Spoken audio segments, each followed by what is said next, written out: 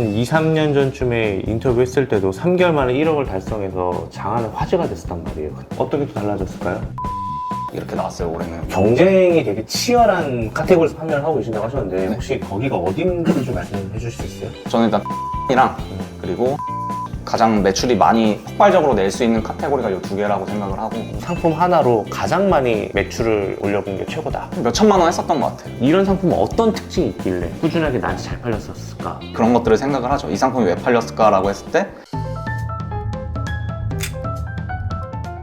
네, 안녕하세요. 투트랙입니다. 자, 오늘은 반가운 분을 이렇게 모시게 되었습니다. 한 2년이 좀 넘었을 거예요. 그때쯤에 저희 채널에 나오셔서 그때는 이제 막 온라인 비즈니스를 막 시작할 때쯤이었죠. 그렇죠. 네. 처음이었죠. 네. 그런데 지금은 일본 구매 대행 관련해 갖고 또 유튜브를 운영하고 계시면서 활동하고 계신 우리 카메님 모시게 되었습니다. 박수. 안녕하세요. 안녕하세요. 자, 본인 소개 한번 부탁드릴게요. 네, 안녕하세요. 저는 일본 구매 대행 사업 3년차 진행하고 있고요. 그리고 온라인 셀러들을 위한 플랫폼 셀링메이트를 운영하고 유튜브도 하고 있는 카메라고 합니다. 왜 카메예요? 카메가 이제 일본말로 거북이거든요. 아, 카메가 거북이야? 네네. 구매 대행이 제가 생각했을 때 좀 천천히 가야지만 살아남을 수 있다고 생각이 들어서 막 급하게 하는 것보다. 그래서 이제 거북이로 좀 만들었어요. 카메님은 2년 전쯤에 온꿈사에서 기수도 이렇게 적어놓으셨네. 8기를 수강하셨다고 하셨는데 사실 맞습니다. 뭐 시작이야 뭐 누구한테 배울 수도 있는 건데 이렇게 잊지 않고 또 오랜만에 찾아뵈 주셨는데 일본 구매 대행 지금까지 하고 계세요? 열심히 하고 있죠. 제 사업의 가장 큰 부분이기 때문에 꾸준히 하고 있습니다. 요즘은 어떤 비즈니스를 하고 있는지 좀 얘기 좀 해주세요. 일본 구매 대행은 기존에 하던 대로 계속 하고 있고, 그리고 이제 강의를 하고 있어요. 그래서 일본 구매 대행 관련 강의를 하면서 유튜브 채널도 같이 운영하고 있고, 딱 그 정도만 일단은 진행하고 있습니다. 잘 하고 계시네요. 어때요? 2년 전, 그때가 2023년도예요. 그쵸. 23년도 8월과 지금 이 시점에서 봤을 때 일본 구매 대행의 사업에 좀 변한 점이 있거나 달라진 상황이 있다면? 일단 확실한 거는 그때에 비하면은 셀러들이 늘어났고, 근데 대신에 제가 좋다고 생각하는 거는 좀 여건이 더 좋아진 것 같아요. 이제 셀러들한테. 아무래도 셀러들만 발전하는 게 아니라 셀러들한테 서비스를 해주는 플랫폼이든 배대지든 다들 발전을 하잖아요. 좀 그런 부분에서 봤을 때는 셀러들이 판매할 여건 자체는 좀 더 좋아졌다. 이렇게 좀 볼 수 있을 것 같아요. 또 그거 외에는 또 어떻게 또 달라졌을까요? 예를 들어서 뭐 매출이 상방이 뚫려 있거나 뭐 이런 건 없나요? 저는 이제 작년에 매출이 한 20억 정도 나왔었는데 올해 좀 떨어졌어요. 매출이 한 15억 이렇게 나왔어요. 올해는 좀 많이 떨어진 거죠. 많이 떨어졌네? 네, 많이 떨어졌어요. 근데 이제 제가 최근에 좀 마케팅도 해보려고 시도하고 좀 이것저것 유튜브도 해보고 막 시도를 많이 하는데, 그러니까 또 유입이 많이 늘어나서 또 매출이 또 올라오기 시작했어요. 그러니까 그런 것들이 제가 봤을 때는 아예 뭔가 막혀있다라기보다는 진짜 하는 만큼 나올 수는 있겠다. 좀 그런 방향성이 좀 많이 늘어난 것 같아요. 좀 이용해야 되는 것들이. 야, 20억에서 15억 사이면 제가 볼 때는 굉장히 많은 금액이거든요. 그러면 수익률은 어떠할까요? 판매 마진 기준으로 따지면 한 15%? 15% 그 정도 보면 돼요. 순마진, 뭐 리베이트까지 다 포함해서 한 10%? 10%? 한 8에서 10? 이 정도 나올 것 같아요. 850원 환율이었는데도 이게 저희가 좀 경쟁이 심한 카테고리에서 좀 놀아요. 매출이 많이 나오는 만큼 경쟁이 심한 데서 계속 판매를 많이 하는 그런 근데 진짜 여러분 이거 진짜 아시는 이게 진짜 현실적이에요. 어떤 상품을 파는지에 따라 다를 수도 있잖아요. 하지만 일반적인 소비재를 파는데 상품 수도 워낙 많고 그러다 보니까 이렇게가 일반적으로 나올 수 있다는 거잖아요. 그럼 앞으로 환율이 계속 올라가게 되면은 뭐 물론 이거는 다른 셀러들한테도 마찬가지겠지만 어떻게 대응을 하실 거예요? 저는 그냥 하던 대로 할 것 같아요. 그냥 제가 잘 팔고 있는 상품들은 일단은 놔둘 것 같아요. 일단 환율이 어떻게 될지 정확히 예측할 수 없으니까 역마진을 보거나 이러는 게 아니라면. 근데 이제 새로 올리는 상품들은 지금의 환율에 맞춰서 올리고 이런 식으로 하면 그냥 꾸준하게 계속해서 팔 수 있지 않을까 그런 생각이 듭니다. 네, 알겠습니다. 자, 많은 분들이 궁금해하실 것 같아요. 생각보다 적지 않은 나이시잖아요. 85년생이신가요? 86년생? 올해 40. 근데 이전에는 어떤 일을 했었던 거죠, 그러면? 자영업 했었어요. 자영업? PC방 이제 한 6년 정도 운영했었어요. 6년. PC방은 끝물이었나요? 완전 끝물이었죠. 지금 가장 사양 사업 중에 가장 안 좋은 사업으로 보는 게 이제 PC방이에요, 요즘에. 진짜. 폐업하시는 분들 진짜 많아요. 저도 뭐 좋게 폐업한 건 아니었는데 노선을 잘 바꾼 거예요. 어쨌든 PC방 운영하던 시절 한 6, 7년 하신 거고, 그리고 일본 구매 대행을 이제 시작한 지도 한 3년 가까이 다 돼 가시는데, 이제는 두 비즈니스를 정확하게 비교할 수 있을 것 같아요. 어때요? 좋았을 때는 사실 둘 다 좋은 것 같아요. 그냥 내가 생각하는 기준에서 보다 많이 벌면 그냥 기분 좋은 건 다 똑같은데 이제 안 좋을 때가 되게 극명하게 갈리는 것 같거든요. 그러니까 PC방 같은 자영업은 안 좋으면 그냥 무조건 폐업이에요. 제가 봤을 때 뭔가 새로운 걸 시도해 보려면 결국 새로운 걸 차리거나 그러니까 어쨌든 다른 걸 시도해 보거나 PC방 자체로 뭔가 살릴 만한 그런 위험 요소를 이렇게 감내할 만한 그런 것들이 많이 없다고 생각을 하고요. 근데 온라인 셀링은 제가 생각했을 때 되게 무궁무진한 것 같아요. 그러니까 뭘 하나 잘 할 줄 알면 다른 걸로 뻗어나가기가 뭔가 다른 걸 시도해 볼 수 있다 라는 게 좀 굉장한 장점인 것 같아요. 안 좋을 때 기준으로 봤을 때. 그리고 좋을 때 기준으로 봤을 때도 온라인 셀링이 더 훨씬 가능성이 무궁무진한 것 같아요. 제가 생각했을 때. 아니, 우리가 이제 한 2, 3년 전쯤에 인터뷰 했을 때도 3개월 만에 1억을 달성해서 장안의 화제가 됐었단 말이에요, 그때. 네, 좀 빨리 달성했었죠. 네. 근데 거기에서 크게 증가한 게 없어갖고, 이게 시장이 왜 이렇게 어렵게 된 걸까요? 경쟁자들이 많아서 그런 건가요? 아니면 혼자서 하는데 한계가 있는 거 분명히 있는 비즈니스인 건가요? 일단 혼자서 하기에 정말 매출을 몇십억씩 내는 거는 저는 힘들다고 생각을 하고요. 일단 그 규모 자체를 파이를 키운다는 거는 혼자서는 불가능하고, 그리고 이제 진입하셨던 분들이 너무 다 제각각의 사람들이 다 진입을 하시잖아요. 그러니까 제가 생각했을 때 성공하는 비율이 어느 정도 매출이 내가 어느 정도 잘 친다라고 생각하는 그 기준이 각각 다르겠지만 거기까지 도달하는 게 퍼센테이지가 좀 굉장히 낮다라고 생각을 해요. 워낙 꾸준하게 해야 되는 부분이 있기 때문에 그 부분이 좀 가장 큰 것 같아요. 그러면 그럼에도 불구하고 일본 구매 대행을 잘 하려면 기본적으로 어떤 분들이 좀 잘 할 수 있을까요? 이거는 또 너무 당연한 얘기를 하는 것 같은데 일단 꾸준한 사람, 앉아있는 거 좋아하는 사람, 그리고 독한 사람, 그리고 사실은 이런 온라인 셀링에 대한 뭐 센스? 이런 거는 사실 필요 없는 것 같아요. 저도 하나도 모르고 했었으니까. 그거는 공부하는 아니야, 내가 볼 때는 사업하는 센스는 좀 필요한 것 같아. 사업하는 센스는 필요. 그러니까 뭔가 돈을 넣고, 그리고 뭐 이 시간에 대한 투자, 비용에 대한 투자를 명확하게 아는 사람. 뭔가 맞아요. 꾸준하게 하면은 잘 되는 것 같다는 생각이 들어요. 제가 일본 구매 대행만 아직도 하시는 분들 보면은 그냥 기본으로 5천에서 1억은 아직도 나오더라고요. 그러니까 오래 한 사람들이 남아있는 거고, 남아있으면 다 잘 되더라고요. 처음에 많이 힘들어해도. 그래서 일본 구매 대행이 참 매력적인 비즈니스인데, 근데 희한하게 쿠팡 쪽은 많이 안 하시는 것 같아요. 쿠팡을 제가 했었어요. 음. 그리고 쿠팡에서도 매출이 한 3, 4천씩 이렇게 나왔었어요. 근데 잘렸어요. 그럼 잘렸는데 지금 스마트 스토어에서만 하는데 이렇게 매출이 나오는 거예요? 스마트 스토어도 하고 뭐 크로켓도 하고 SSG도 하고 뭐 지옥시원 11번가, 그러니까 쿠팡을 제외한 거는 일본 구매 대행으로 판매할 수 있는 플랫폼은 거의 다 들어가 있어요. 근데 크로켓이 일본에 거의 되게 특화되어 있는 플랫폼 같다는 생각이 좀 들더라고요. 그래서 크로켓으로 일본 구매 대행을 하면 좋겠다라고 생각을 했었었는데, 어때요, 크로켓은? 좋아요. 좋은데 괜찮죠? 예. 네, 거기도 근데 셀러들이 많아졌어요. 또? 다 어쩔 수 없어요. 왜냐면 너무 유명해졌어요. 처음에는 패션밖에 안 팔던 플랫폼이었어요. 거기도 얼마 전에 에이블리처럼. 근데 이제 점점 수요가 늘어나면서 셀러들이 막 모집이 되니까 이제 카테고리도 늘리고 이제 이런 식으로 됐단 말이에요. 근데 이제 경쟁은 있는데 그래도 판매는 어쨌든 일어나요. 내가 올리는 상품이 뭐냐에 따라. 크로켓에서 잘 파는 방법이 따로 있나요? MD랑 컨택을 좀 하셔서 거기 다 담당 MD가 있거든요.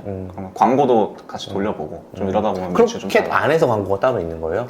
그렇게 해서 광고를 안에서도 하고 외부로 이렇게 네이버로 쏴주기도 하고 뭐 이런 식으로 하더라고요. 다른 플랫폼으로. 크로켓의 비율은 얼마 정도 돼요? 진짜 잘 나올 땐 제가 정말 잘 나왔는데 요즘에는 한 10%? 제 매출 10%? 결국에는 그러면 스마트 스토어가 제일, 맞아요. 스마트 스토어가 제일. 그러면 스마트 스토어 한 80%? 한 6, 70? 6, 70? 나머지 플랫폼이 뭐 골고루 이제. 골고루? 네.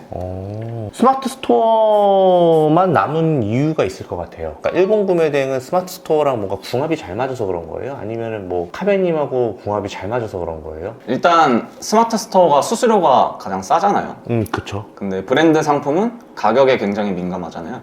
그러다 보니까 스마트 스토어에서 수요가 좀 많은 것 같기도 하고요. 제가 봤을 때. 그리고 광고 같은 것도 좀 편하잖아요. 좀 CPC 돌리고 이런 것들이. 저희가 브랜드 상품을 뭐 정말 인기 있는 것만 올리는 게 아니라 다양하게 올리다 보니까 광고 돌렸을 때 사실 가장 최저 비용으로 좀 효율을 많이 뽑을 수 있지 않나. 좀 그런 부분도 좀 유효한 것 같고, 사람들이 실제로 이제 뭐 유튜브를 검색하던 뭘 검색하던 결국에는 네이버에 한 번씩 꼭 검색을 하잖아요. 좀 그런 것들이 있다고 생각을 하거든요. 그러다 보니까 네이버에서 가장 많이 사는 것 같고, 그리고 쿠팡에서 많이 이제 셀러들이 안 보이는 이유가 아무래도 정품 소명이 또 힘드니까, 브랜드별로 소명을 너무 많이 해야 되니까 사실상 셀러들이 많이 없어요. 제가 봤을 때. 지금 보면은 쿠팡은 이제 구매 대행 셀러가 점점 자리 잡기 힘든 곳이 네, 돼가는 그런 것 것 같아요. 계속 그런 식으로 가는 것 같다는 생각이 좀 드는데, 스마트 스토어가 근데 완전 처음 하시는 분들이 수익화를 하기에 괜찮은 플레이스인가요?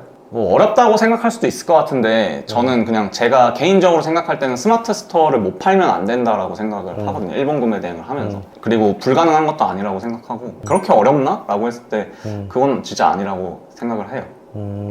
스마트 스토어 같은 경우는 정산 주기가 팔리면은 네. 고객이 수취 완료한 다음에 얼마 만에 받죠, 요즘에는? 구매 확정하고 다음날. 구매 확정하고 다음날? 그래서 저는 배송 완료되면 다 구매 확정 요청.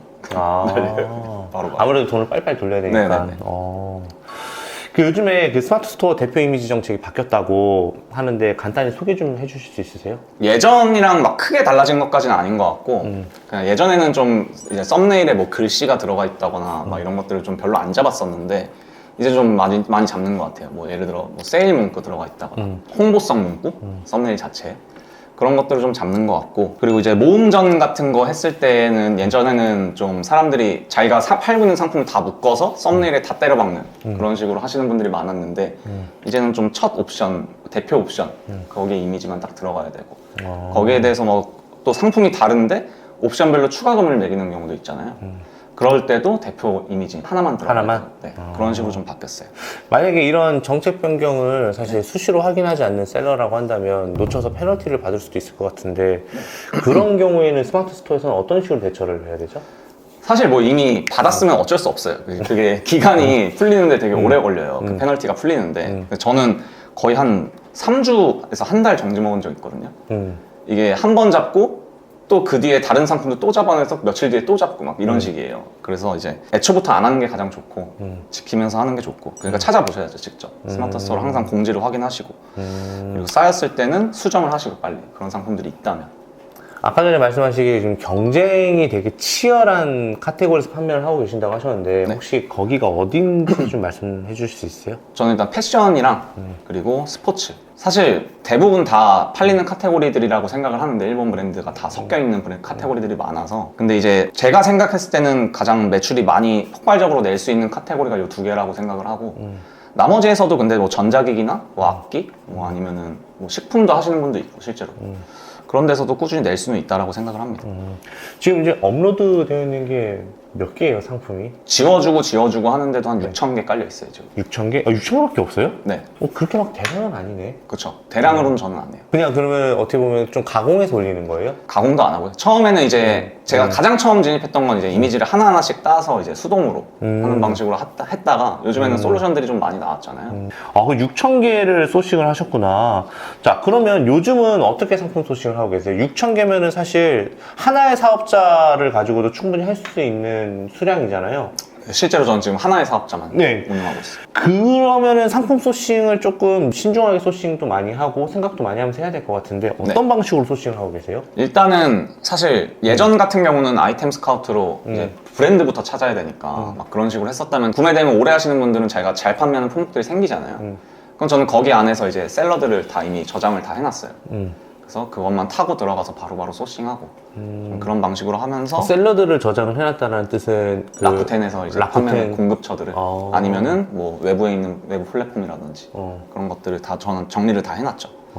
그러면은 라쿠텐에서 어차피 그 사람들도 판매가 되는 상품만 판매를 하기 때문에 결국에는 그 사람 거를 그대로 갖고 와서 소싱을 하면은 된다라는 거네요. 그것까지는 아니고 또 거기서 한 번 더 깊게 봐야죠. 이 상품이 한국에 수요가 있는지도 보고 이 셀러가 올린 상품이 일본에서만 인기가 있는 걸 수도 있잖아요. 그래서 한국에서 수요가 있는 브랜드인지 그런 상품인지도 보고 뭐 가격적인 것도 체크해보고 디자인 같은 것도 보고 패션이면 뭐 이런 식으로 하긴 그 깊게 봐야죠. 사람들도 굉장히 많은 상품을 깔아놨을 테니까 그쵸. 거기서도 이제 인기 순으로 좀 보거나 아니면 판매 순으로 보거나 뭐 이런 식으로 보면서 하나하나씩 들어오겠네요. 네.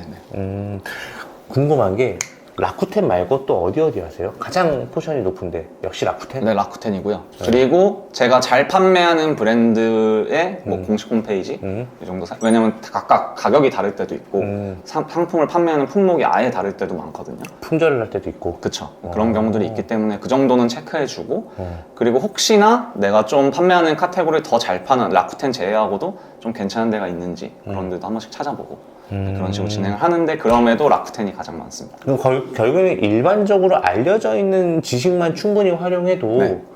충분히 일본 구매량이 승산이 있다라고 네, 보시는 저는 그렇게 거네요. 생각해요. 자, 그러면 궁금한 게 소싱에서 네. 판매까지 그리고 판매가 된 후 더 잘 판매가 될 수 있게끔 액션을 할 수도 있을 거 아니에요. 뭐 상세 페이지 같은 거. 상세 페이지라든가 광고라든가 이거를 통해서 좀 노출을 시키거나 이럴 수도 있는 거잖아요. 이런 거를 좀 설명해 주시면은 구독자분들이 되게 좋아할 것 같아요. 일단 수요가 있는 상품을 찾았다. 음. 그리고 이 상품이 한국에서 경쟁력이 있겠다라는 판단이 들면 일단 올리는 거죠. 올리는 데는 돈이 안 드니까. 근데 그 경쟁력이 있다 없다 판단은 어떻게 하는 걸까요? 일단 만약에 한국에 없는 제품이다. 근데 그 브랜드에 대한 수요가 있다. 라고 하면 올려볼 수 있는 거고요. 그렇죠. 그리고 한국에 있어도 한국에 있는 판매자와 가격 차이가 있다. 라고 하면 올려볼 수 있는 거예요. 그렇죠. 일단 그 두 가지 방향만 알고 있으면 돼요. 사실 거기서 거의 모든 게 이루어지는 것 같아요. 제가 봤을 때. 그리고 나서 상품을 찝어서 올리는 건 사실 뭐 어려울 게 전혀 없으니까 공짜잖아요. 상품 올리는 거. 그렇죠. 네. 그래서 일단 올립니다. 그래서 올리고 나서 노출을 그냥 단순히 상품 올리고 기다리면 그래도 팔려요. 팔리긴 팔리는데 저희는 더 잘 파는 게 목표잖아요. 그러면 이제 CPC를 돌려본다거나 아니면 저 같은 경우는 이제 유튜브를 운영을 해요. 그래서 내가 이 상품은 무조건 유입이 일어나겠다, 팔리겠다, 아니면 하나라도 팔렸다 이러면 저는 유튜브를 찍습니다. 쇼츠? 아니요, 그냥 롱폼으로. 롱폼으로? 네. 사실 찍는데 뭐가 어려운 것도 없어요. 그냥 AI가 다 있잖아요. 그리고 이미지만 있어도 돼요. 저희가 실사가 없어도 돼요. 왜냐면 브랜드 제품을 팔기 때문에 그 제품에 대해서 막 이렇게 각도별로 막 촬영해서 알려줘야 되고 그런 게 필요가 없거든요. 그래서 제가 그렇게 해서 이제 유입을 또 만들어내고. 그때 나랑 달라진 게 이제 AI가 추가가 됐구나. 유튜브도 추가가 되고. 그래서 뭐 야. 그런 대본 같은 거 있잖아요. 그러니까 네. 누군가 말을 해줘야 될 거 아니에요. 근데 제가 직접 하긴 좀 그러니까 AI로? AI로 그냥 목소리 대본도 챗GPT한테 이 상품에 대해서 설명해줘 라고 해서 그거 넣고. 야, 그렇게 되면은 사실 여기까지 CPC 광고비 빼고는 돈이 들어가는 게 없네요. 그쵸. 근데 이제 유튜브를 또 만들고 이런 것도 시간은 또 만만치 않게 들어갈 것 같은데 어느 정도 시간을 할애하세요? 제가 직접 하지는 않고요. 직원이 하는데 30분이면 해요. 근데 하나를. 그게 도움이 돼요? 구매 전화를 하는데 네. 많이 돼요? 유입도 되고. 진짜요? 그리고 유입이 엄청 되는데 바로 사야지만 찍히잖아요, 전환으로. 지금 전환수가 막 그렇게 높진 않더라도 어쨌든 유입은 계속 되는 거니까. 어쨌든 살펴보다가 또 살 수도 있는 거고. 스토어의 컨디션에 영향을 줄 수 있는 거니까. 네네. 어쨌든 좀 다양한 방법을 많이 통해서 매출을 끌어올리려고 하는데 혹시 이거 말고도 좀 노출을 좀 하기 위해서 하는 방법 중에 하나가 더 있다. 가장 기본적인 거는 사실 사람들이 찾는 상품을 가장 잘 찾는 게 원하는 상품을. 결국에는 이제 네. 소싱이다. 네, 소싱이 일단 가장 중요할 것 같고요. 그리고 이제 판매가를 어떻게 매길 건지, 한국에서 원하는 그런 가격대가 어느 정도인지 그런 것들도 판단하는 방법을 구체적으로 공부를 많이 하는 게 중요할 것 같아요. 가격도 중요하다고 봅니다. 근데 이제 저는 올릴 때 그거는 신경 써요. 패션이다 라고 하면은 썸네일은 좀 구글링해서 좀 옷을 좀 이쁜 거를 찾아갖고 올린다거나 같은 품번으로 막 검색을 해갖고 그 정도 작업은 해주고 있습니다. 사실 복합적인 요소가 네, 있어서 맞아요. 노출이 되고 구매 전환이 되는 건데, 자 어쨌든 아까 그 CPC 이야기를 했는데 네. 광고나 마케팅 비용은 전체 매출액으로 따지면 어느 정도 쓰세요? 전 가장 많이 쓸 때가 한 100몇십만 원 써봤고요. 월에? 네, 월에. 그리고 요즘 같은 때는 그렇게 많이 안 써요. 한 3, 40? 그러니까 기존 것들도 팔고, 이제 요즘에는 일주일에 소싱을 한 2번? 요 정도만 해요. 그래서 이제 예전보다는 양이 좀 줄어들어서 광고비에 투자하는 비용도 좀 줄어들었다. 거기에 맞춰서. 이렇게 해서 효자 상품까지 만들어 봤을 때 네. 이 상품 하나로 가장 많이 매출을 어느 정도 올려본 게 최고다. 내 기억에 남는 것 중에 몇 천만 원 했었던 것 같아요. 상품 한 가지를 네, 가지고 네. 지금도 팔아요? 아, 품절됐죠. 아, 품절세요? 뭔지 얘기해 줄 수 있어요? 아, 안 돼요. 다시 들으면 다시 팔 거야? 네, 알겠습니다.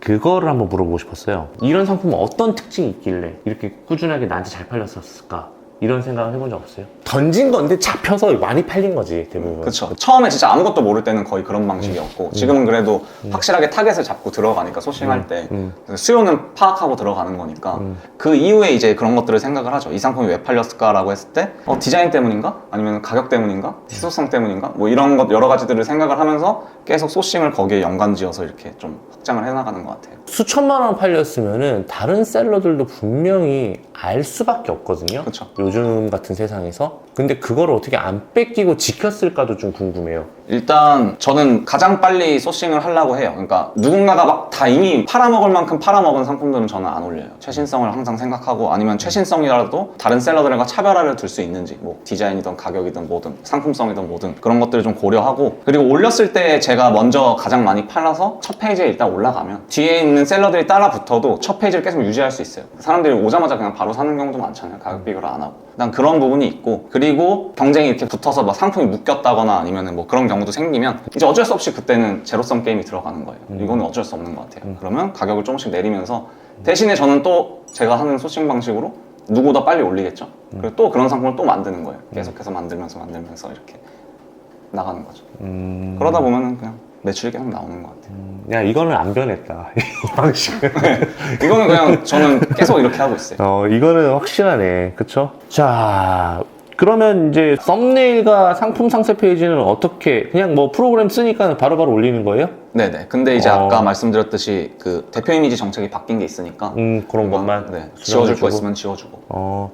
키워드는 설정 자체를 거의 안 하시죠? 예전에는 아예 뭐 태그도 안 건드리고 다 그랬었는데, 그래도 요즘에는 좀 그래도 어느 정도 넣어주려고 해요. 그냥 추천하는, 프로그램에서 추천하는 태그라도 넣어주려고 하고, 제목 키워드 같은 경우는 이제 특정 상품은 그냥 이거는 키워드를 넣을 필요도 없는 상품군들이다, 제목 하나로 결정이 난다 라고 하면 그냥 신경 안 쓰고, 패션 같은 경우는 근데 키워드가 좀 필요하잖아요. 아무래도 팔라고 하면. 그런 것들은 브랜드에 관련된 연관 키워드도 찾아보고, 그 상품군에 대한, 패딩이면 패딩에 관련된 연관 키워드도 찾아보고, 그런 것들을 제목에 넣어주고 이렇게 하고 있습니다. 보니까 막 되게 크리티컬한 부분은 아닌 네. 것 같아요. 그쵸? 예. 남들 다 하고 있는 거. 그 카멘님 이제 자영업까지 포함하면 거의 한 10년 가까이 사업을 하신 건데, 네. 이 사업을 하면서 진짜 이렇게 하면은 살아남을 수 있을 것 같다라고 생각하는 게 있다면? 저는 그냥 딱 하나밖에 없는 것 같아요. 꾸준히 참고 버티고 길게 인내하는 사람이 결국에는 사업에서도 살아남을 수 있다고 생각을 하고요. 그리고 이제 사업은 공부라고 생각을 합니다. 전 공부를 진짜 좀 많이 하려고 해요. 배움의 연속이지 않나. 그렇게 하다 보면 살아남을 수 있을 것 같아요. 그렇게 살아왔고 네네. 지금까지 버텨온 거고. 네. 지금은 직원이 몇 명이에요? 지금 정직원 1명 있고, 그리고 아르바이트생 1명 있고. 요즘은 어떤 루틴으로 이렇게 몇 시간 일하는지도 궁금해요. 예전처럼 막 진짜 막 17시간? 네, 그렇게는 안 하죠. 네네. 그렇게 요즘- 하면 그렇게까지 하면 죽었을 거예요 아마. 네, 죽었을 거예요. 요즘에는 이제 정시 퇴근하고요. 9 to 6에서 정시 퇴근하고 있고, 그리고 오전에 출근하면 공부하는 편이에요, 일단은. 무슨 공부를 많이 해요 요즘에?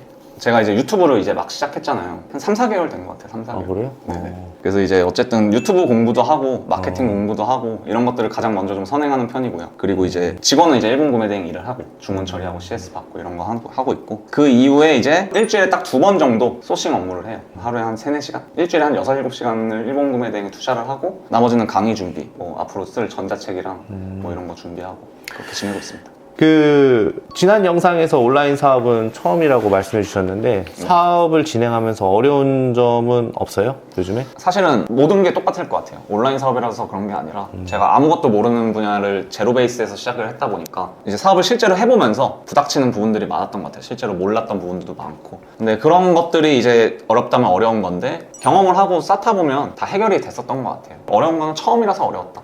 그거밖에 없는 것 같습니다. 보면은 뭘 해도 다 잘할 것 같아. 그만큼 그 뒤에서 노력을 많이 하고 있겠지. 자, 온라인 사업 전과 후 삶의 변화 있으신가요?